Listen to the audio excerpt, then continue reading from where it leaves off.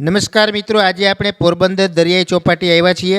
સરસ મજાનો નજારો છે, સાંજનું વાતાવરણ છે, સૂર્ય આથમી રહ્યો છે, સનસેટ પોઈન્ટનો વ્યૂ પણ એકદમ જોરદાર આવે છે। મારી પાછળ છે બાળકોને રમવા માટેનું આખું ક્રીડાંગણ છે, લસરપટ્ટી દેખાય છે, સ્કેટિંગ ગ્રાઉન્ડ છે અને આ બાજુ સામેની બાજુ દરિયો છે, ચોપાટી। તો આજે આપણે આના દર્શન તમને કરાવું, ચાલો મારી સાથે।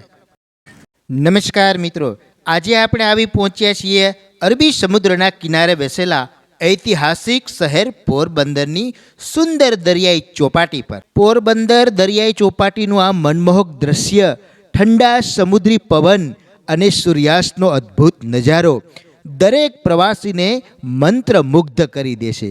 સાંજ પડતા જ આકાશના રંગો અને તરંગોની મધુર ધ્વનિ મનને શાંતિ અને આનંદથી ભરી દે છે। પોરબંદર માત્ર ચોપાટી માટે જ નહીં પણ ઐતિહાસિક સ્થળો માટે પણ પ્રખ્યાત છે। અહીં આવેલું કીર્તિ મંદિર રાષ્ટ્રપિતા મહાત્મા ગાંધીજીનું જન્મસ્થળ દેશભક્તિની ભાવના જગાવે છે। સાથે જ શાંતિમય અને સુંદર સુદામા મંદિર ભક્તોને આકર્ષે છે। પ્રકૃતિ પ્રેમીઓ માટે પોરબંદર બર્ડ સેન્ચ્યુરી પણ અનોખો અનુભવ આપે છે।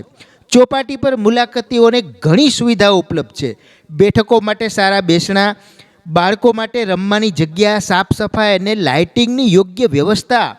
અહીં સુરક્ષા માટે પણ યોગ્ય વ્યવસ્થા કરવામાં આવી છે।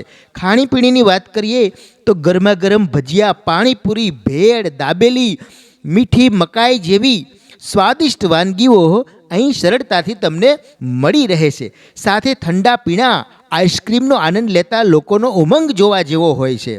પરિવાર સાથે શાંતિપૂર્ણ સાંજ વિતાવી હોય કે મિત્રો સાથે મોજ મસ્તી કરવી હોય તો પોરબંદર દરિયાઈ ચોપાટી એક પરફેક્ટ સ્થળ છે।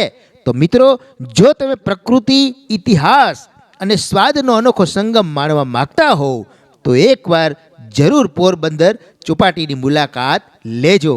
આભાર, ધન્યવાદ। રસિક ફળદુના સૌને જય શ્રી કૃષ્ણ।